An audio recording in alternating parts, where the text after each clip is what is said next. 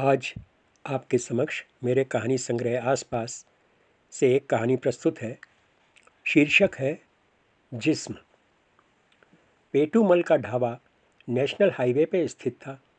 ये ट्रक ड्राइवरों के बीच अपनी सेवाओं के लिए मशहूर था। यहाँ चौबीसों घंटे रौनक रहती थी। इस ढाबे के मालिक बट्टी सेठ थे। ढाबे के बगल में एक ट्यूबवेल था जिससे हर वक्त ठंडे पानी की धार बहती रहती थी। ड्राइवर लोग यहाँ रुकते और शीतल जल में स्नान करके अपनी थकान उतारते। वे अपने कपड़े धोते और ट्रक पर जमी धूल भी धो डालते। यहाँ की चाय और छोले कुलचे दूर दूर तक मशहूर थे। यहाँ से गुजरने वाली कारें भी यहाँ रुककर ही आगे बढ़ती थीं। गौरवर्ण स्थूलकाय बट्टी सेठ जब धोती कुर्ता और लाल गमछा धारण करके तख्त पर विराजमान होते तो उनका भव्य स्वरूप बरबस ही ग्राहकों को अपनी ओर खींच लेता। उनके माथे पर अठन्नी बराबर टीका सजा होता था। उनके सिर पर बाल कम थे। वे अपनी भव्य काया लिए तख्त पर बैठे रहते और यहीं से ढाबे का संचालन करते।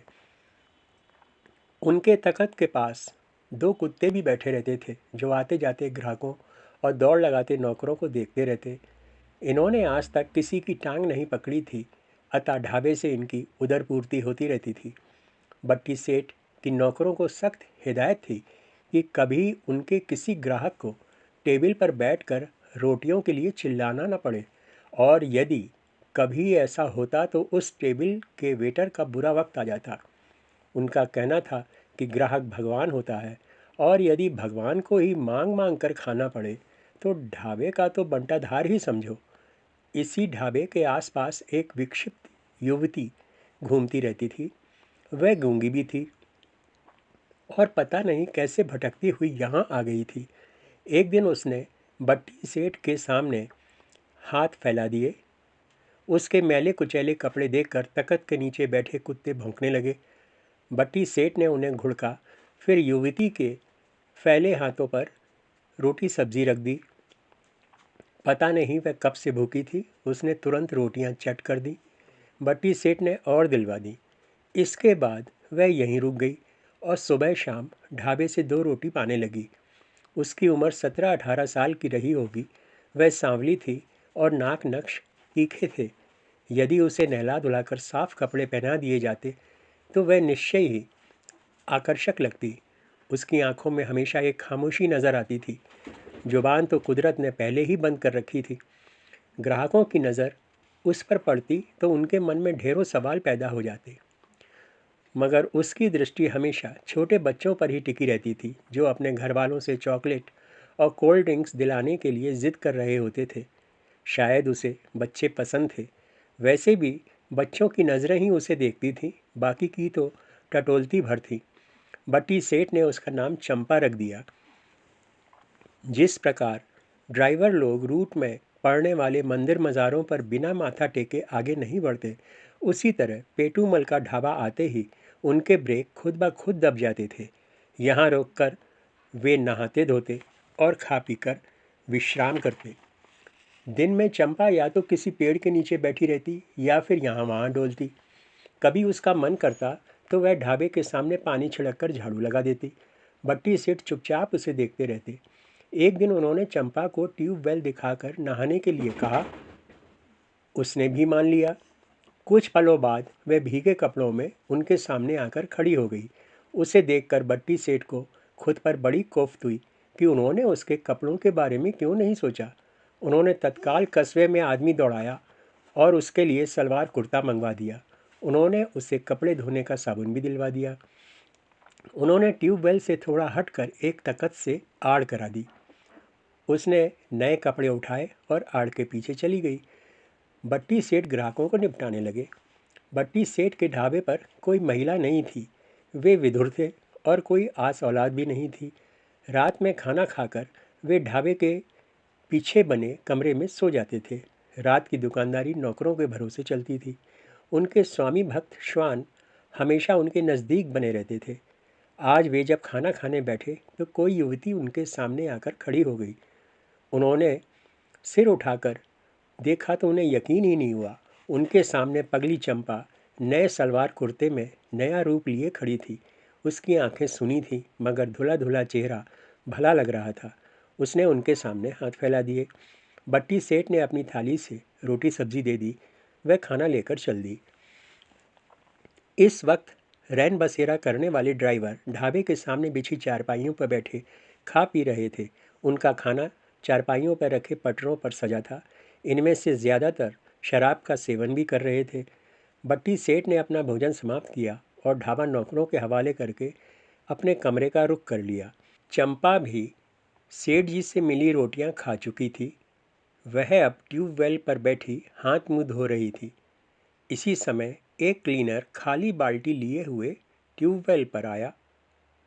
इस वक्त यहाँ पर कोई तीसरा नहीं था। उसने आसपास ताड़ा, फिर किसी को न देखकर चंपा से बोला, 50 में राज़ी है तो आ जा। उसकी आवाज़ सुनकर चंपा ने सिर ऊपर उठाया। क्लीनर ने बेशर्मी से आंख दबा दी। वह उसे सुनी सुनी आंखों से देखने लगी। क्लीनर उत्साहित होकर बोला, चिंता मत कर, अगर मुझे खुश कर देगी तो मैं भी खुश कर दूंगा। इतना कहकर उसने चंपा के कंधे पे हाथ रख दिया। चंपा फिर उसे देखने लगी। क्लीनर ने इसे उसकी सहमति माना और उसका हाथ थामकर अंधेरे खेतों की ओर चल दिया। इस वक्त ढाबे में ग्राहकों के ठहाके गूंज रहे थे। क्लीनर उसे लेकर एक खेत में आ गया। यहाँ से ढाबे की रोशनी धुंधली दिखाई दे रही थी। यहाँ ठहाके नहीं पहुँच रहे थे। थोड़ी देर बाद खेत से चंपा की कराहटें सुनाई देने लगी। उस बेजुबान को समझ नहीं आ रहा था कि ये उसके साथ क्या हो रहा था। अगली सुबह बट्टी सेठ जब तख्त पर बैठे तो उन्होंने देखा कि चंपा के बाल बिखरे थे और उसका नया कुर्ता फट गया था। उन्होंने इशारे से पूछा कि क्या हुआ। जवाब में उसने डबडबाई आंखों से मुट्ठी में बंद मोड़ा तोड़ा नोट उनके सामने रख दिया। बट्टी सेठ ने दुनिया देखी थी। उसकी हालत देखकर उन्हें अंदाज़ा लग गया। चंपा की गर्दन और गालों पर नोच खसोट के निशान थे। रात में ढाबे पर जो गाड़ियां रुकी थीं वे सब जा चुकी थीं। वे किसी से कुछ पूछ भी नहीं सकते थे। उन्होंने उसे नोट लौटा कर पूछा, कुछ खाएगी? जवाब में उसने हाथ फैला दिए। उन्होंने पूरी सब्ज़ी मंगवा दी। वह इसे लेकर एक और चली गई। बट्टी सेठ के नौकर आज भी चाक चौबंद काम कर रहे थे। उन्होंने सबके चेहरों पर चौकन्नी नज़र डाली, किंतु सभी सामान्य दिखे। वैसे उन्हें भी भरोसा था कि उनका कोई भी सेवक ऐसा काम नहीं कर सकता था। उनकी शंका मन में ही रह गई। चंपा ढाबे से निकलकर हाईवे पे आ गई थी। यहाँ साएं साएं करते ट्रक गुजर रहे थे। वह इन सब से बेखबर नंगे पांव लक्ष्यहीन बढ़े जा रही थी। उसकी एक मुट्ठी में रात वाला नोट भिजा था, दूसरे हाथ में उसने पूरियां पकड़ी हुई थी। वह कभी कभी इन्हें कुतर लेती थी। एक दो ट्रक उसके बगल में रुके और उसे अंदर बिठाने की पेशकश की, किंतु वो चलती रही। उसका रवैया देखकर ट्रक वाले सिर झटक कर आगे बढ़ गए। चलते चलते उसे दोपहर हो गई थी। इस समय वह ढाबे से काफ़ी दूर आ चुकी थी। वह थक कर सड़क किनारे एक पेड़ के नीचे बैठ गई। वह रात भर की जगी थी और जिस्मानी तौर पर घायल भी थी। वह वहीं सो गई। जब उसकी नींद खुली तो शाम हो रही थी। वह सारा दिन बेसुध सोती रही थी। सड़क के किनारे दोनों ओर गन्ने के खेत थे। वह उठी ही थी कि एक ट्रक उसके पास आकर रुका। इसमें से दो आदमी उतरे। एक बोला, कहाँ जाना है? वह उसे खामोश नज़रों से देखने लगी। ट्रक वाले ने अपना सवाल दोहराया। वह फिर से भी खामोश रही। वह बोला, मुंह में जुबान नहीं है क्या? वह पूर्ववत उसे देखती रही। ट्रक वाले का साथी चंपा को बहुत ध्यान से देख रहा था। वह बोला, इसे ट्रक में बिठा ले। साली पागल लगती है, इसका बस दिमाग ख़राब है, जिस्म नहीं, अभी जवान है। आराम से 10-15 हज़ार मिल जाएंगे, बस थोड़ा इंतज़ाम करना होगा। उसने चंपा को हाथ पकड़कर उठाया तो वह खड़ी हो गई। उसने कोई विरोध नहीं किया। ट्रक वाले ने उसे केबिन की पिछली सीट पर बैठा लिया। यहाँ रखी पानी की बोतल देखते ही चंपा ने मुंह से लगा ली। वह दिन भर की प्यासी थी। उसने बोतल खाली कर दी। इस समय अंधेरा घिरने लगा था। ट्रक उसे लेकर अनजान मंजिल की ओर बढ़ चला। करीब 8 बजे ड्राइवर ने एक सुनसान ढाबे पर ट्रक रोका। यहाँ इक्का दुक्का ग्राहक थे। जहाँ उसने ट्रक रोका था वहाँ खूब अंधेरा था। ड्राइवर ने चंपा से पूछा, खाना खाएगी? वह चुप रही। ड्राइवर अपने साथी से बोला, तू होटल से चखना और पानी की बोतल ले आ। इसके लिए भी दाल रोटी लेते आना। आज हम यहीं रुकेंगे, कल सुबह निकलेंगे। साथी ढाबे की ओर चल दिया। ढाबा यहाँ से करीब 100 गज दूर था। चंपा भी ट्रक से उतरी और सड़क किनारे खेत में बैठ गई। ड्राइवर कुछ नहीं बोला, वह बस नज़र रखे रहा। कुछ देर बाद वह खुद ही ट्रक में आ गई। उसे देखकर ड्राइवर मुस्कुराया और उसके गाल हिलाकर बोला, तू तो बड़े काम की चीज़ है। चंपा ने कोई एतराज़ नहीं किया। ड्राइवर को क्या पता था कि उसके लिए तो इन हरकतों के कोई मायने ही नहीं थे। उसे तो अपने तन का भी होश नहीं था। ड्राइवर को सिर्फ उसका जवान जिस्म नज़र आ रहा था। उसने सीट के नीचे से शराब की बोतल निकाली और साथी का इंतज़ार करने लगा। थोड़ी देर बाद उसका साथी खाना पीना लेकर आ गया। उसने चंपा के सामने दाल रोटी रख दी। वह हर खतरे से बेखबर खाना खाने लगी। ट्रक के केबिन में हल्की रोशनी थी। उन्होंने अपने गिलासों में शराब भर ली। वे पीने ही वाले थे कि ड्राइवर बोला, थोड़ी सी इसे भी पिला दे, साली बर्फ़ की तरह ठंडी लग रही है। साथी को सुझाव पसंद आया। उसने गिलास भरा, चंपा की तरफ बढ़ा दिया। चंपा इसे एक सांस में खाली करके खांसने लगी। वे दोनों हंसने लगे। ड्राइवर बोला, लगता है ये पुरानी पियक्कड़ है। चंपा के लिए तो पानी और शराब में कोई फ़र्क ही नहीं था। उसने तो बस इसे पीने वाली चीज़ समझकर पी लिया था। वे अब गिलास पे गिलास खाली करने लगे। शराब उनके सिर चढ़ती जा रही थी। चंपा पर भी इसका तेज असर हुआ था। उसने अब खाना रोक कर सीट से सिर टिका लिया और आंखें बंद कर ली। इसी समय हाईवे पे पुलिस पेट्रोल कार की लाल नीली बत्ती दिखाई दी। ड्राइवर ने केबिन में अंधेरा कर लिया। वह साथी से बोला, पुलिस की गाड़ी आ रही है। लौंडिया देखेंगे तो परेशान करेंगे।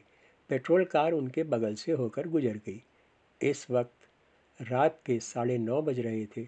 उनका खाना पीना हो चुका था। ड्राइवर अपने साथी से बोला, तू जरा घूम कर आ, मैं तब तक इसकी चुप्पी तोड़ता हूँ। साथी हंसकर बोला, देख चुप्पी ही तोड़ना, कहीं गप मारने मत लग जाना। मैं 10 मिनट में आता हूँ। वह नीचे उतर गया। ड्राइवर पिछली सीट पर चंपा के बगल में पहुँच गया। बेसुध चंपा अब उसके शिकंजे में थी। उधर ढाबे पर बट्टी सेठ जब रात का खाना खाने बैठे तो उन्हें चंपा की याद आई। वह दिन भर दिखाई नहीं दी थी। उन्होंने नौकरों से पूछा तो सबने गर्दनें हिला दी। उन्होंने एक नौकर को उसे ढूंढने के लिए दौड़ाया। बट्टी सेठ जानते थे कि उसे इसी ढाबे से 2 रोटी मिल सकती हैं। थोड़ी देर बाद नौकर घूम फिर कर आ गया। वह बोला, सेठ जी आप खाइए, हो सकता है वो किसी ट्रक में सो गई हो। भूख लगेगी तो खुद ही आ जाएगी। नाइट वाला लड़का उसे खाना दे देगा। वे बोले, दे ज़रूर दे देना, बेचारी बहुत अभागी है। इसके बाद वे खाना खाकर सोने चल दिए। उनके श्वान भी पूँछ हिलाते चल दिए। इधर इस ढाबे से मीलों दूर नशे में धुत ड्राइवर और उसका साथी घूम घूम कर केबिन में आते रहे और चंपा की घुटी घुटी आवाज़ें निकलती रहीं। अंत में दोनों बेदम होकर केबिन में ही गिर गए। सुबह होते ही उन्होंने जल्दी जल्दी केबिन की सफाई की। बीती रात वे पशु बन गए थे, जिसकी बानगी अब चंपा के शरीर पर साफ नजर आ रही थी। क्योंकि अब तक सब ठीक रहा था, अतः वे निश्चिंत थे। ड्राइवर बोले, अब इसका क्या करें? साथी बोला, पहले यहाँ से तो आगे निकल। अगले कस्बे में अपना एक पहचान वाला है। वो साला गर्म गोश्त का कारोबारी है। उसे ही इसे सौंप कर 5-7 हज़ार झटकी लेंगे। ये अगर पागल ना होती तो बड़े आराम से 20-22 मिल जाते। पहली बार उन्हें उसके पागलपन पर अफसोस हुआ, क्योंकि इसी के कारण आज उनका हज़ारों का घाटा हो रहा था। वे खुद को उसके जिस्म का मालिक समझ रहे थे। उन्हें उसकी पीड़ा से कोई सरोकार न था। ड्राइवर ने चंपा को उठाया और पानी की बोतल पकड़ा दी। चंपा ने भरपेट पानी पिया। उसकी आंखें अभी भी लाल थीं। उस पर शराब का असर था। थोड़ी देर तक वह सिर पकड़े बैठी रही, फिर ट्रक से उतरकर खेतों में चली गई। वे दोनों ढाबे की ओर चल दिए। वहाँ नहा धोकर उन्होंने नाश्ता किया और लौटते वक्त चंपा के लिए भी सब्जी पूड़ी लेते आए। उन्होंने देखा कि वह एक पेड़ के नीचे लेटी थी। उन्हें कुछ अनिष्ट की आशंका हुई। ड्राइवर का साथी जल्दी से उसके पास पहुंचा और उसे हिलाया डुलाया। चंपा ने आंखें खोल दी। उसकी जान में जान आई। उसने उसे पूड़ी सब्जी थमा दी। वह पूड़ी खाने लगी, लेकिन उसने सब्जी को हाथ नहीं लगाया। इतने में ट्रक का हॉर्न बजा। उसने चंपा से ट्रक में चलने को कहा। वह चुपचाप खड़ी रही। शायद उसे समझ नहीं आया था। जब ड्राइवर ने दोबारा हॉर्न बजाया तो वह उसे खींचता हुआ ट्रक की ओर ले चला। वह निरीह सी खींचने लगी। उसे ट्रक में चढ़ाकर वह खुद भी बैठ गया। चंपा अंदर पहुंचते ही लेट गई। शायद वह बीमार थी। ट्रक धुआं उड़ाता हुआ पुनः हाईवे पर दौड़ने लगा। ड्राइवर ने पुनः पूछा, इसे लाद तो लिया है, मगर अनलोड कहाँ करना है? साथी बोला, तुम बस चलते रहो। आगे ज़रा इस्माइलपुर पर रोक लेना, वहाँ अपना डार्लिंग रहता है, उसे ही सौंप देंगे। वो साला यही सब दाएं बाएं करता है। ड्राइवर ने सवालिया निगाह फेंकी तो उसने बात साफ की, अरे यार, वो नचैया है, बारातों में नाचता है, सब उसे डार्लिंग कहते हैं, बड़ी ऊंची चीज़ है। साला पुलिस का खबरची है और धड़ल्ले से जिस्म फरोशी भी कराता है। चिंता मत करो, वो सब संभाल लेगा, उससे कोई नहीं उलझता। ट्रक चलता रहा। पिछली सीट पर चंपा बेसुध पड़ी थी और अगली सीट पर ये उसकी किस्मत का फैसला कर रहे थे। इस्माइलपुर आने पर ड्राइवर ने एक चाय की दुकान के सामने ट्रक रोका। उसके मुताबिक ये दुकान डार्लिंग का खास अड्डा थी। वह ज़्यादातर यहीं मिलता था। साथी उतरकर चाय वाले के पास गया और डार्लिंग के बारे में पूछा। चाय वाला बोला, उसका टाइम तो हो रिया है, आप तो चाय का लुत्फ़ लो, वो आती ही होगी। वह बेंच पर बैठ गया। चाय वाले ने उसे कांच के गिलास में चाय पकड़ा दी।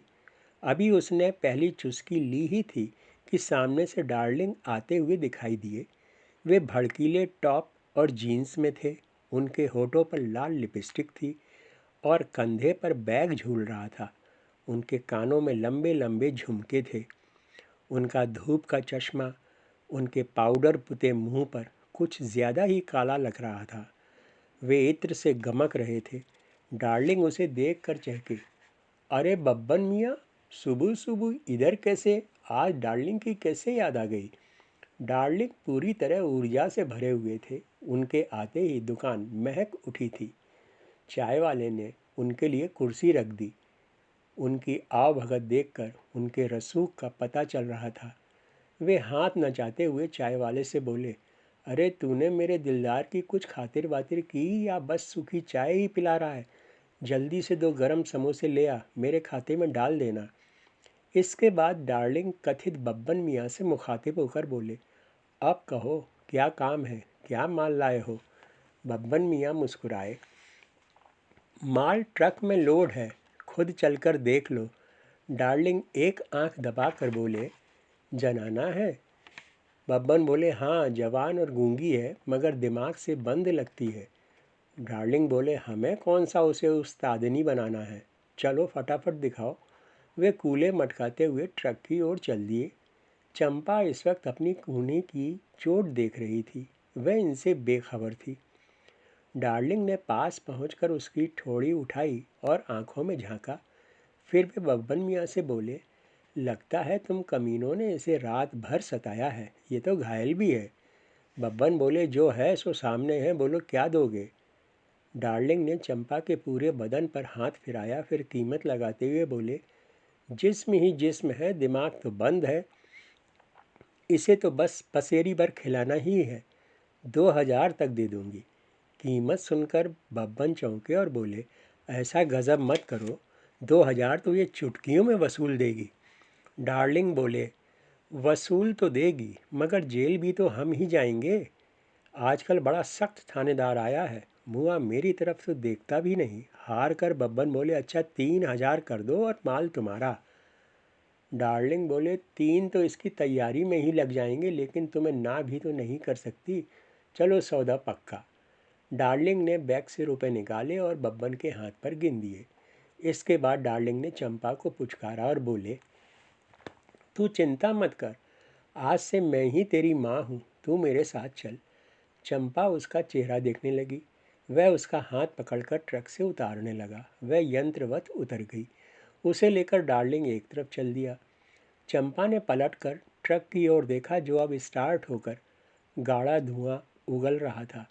भट्टी सेठ ने आज फिर चंपा की तलाश कराई, लेकिन वह कहीं नहीं मिली। परसों सुबह के बाद उसे किसी ने नहीं देखा था। थक हार कर उन्होंने थाने में इत्तला दे दी। उन्होंने उसका हुलिया लिखा दिया और प्रार्थना की कि जब भी चंपा का कोई पता चले तो उसे उनके ढाबे पर पहुंचा दिया जाए। भट्टी सेठ ने ज़माना देखा था। उन्हें उसके मिलने की उम्मीद कम ही थी। इधर डार्लिंग ने चंपा को अपनी पनाह में ले लिया था। उसने उसे नए कपड़े दिला दिए। तीसरे दिन वह उसे शहर के चकले में 1000 रुपये रोज़ पर छोड़ आया। उसने उसे रिक्शे की तरह रोज़ाना किराए पर चढ़ा दिया था। चूँकि चकला घर में नई आमद हुई थी, अतः यह खबर रातों रात शौकीनों तक पहुँच गई।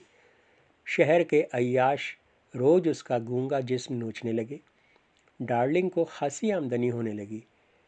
उधर भट्टी सेठ जब भी खाना खाने बैठते तो उनकी आंखों के सामने हाथ फैलाए चंपा की छवि घूम जाती। वह यहाँ बहुत थोड़ा रुकी थी, लेकिन उसने उनकी स्मृति में जगह बना ली थी। उन्हें जब भी उसका स्मरण होता तो वह मन ही मन उसकी कुशलता की प्रार्थना करते।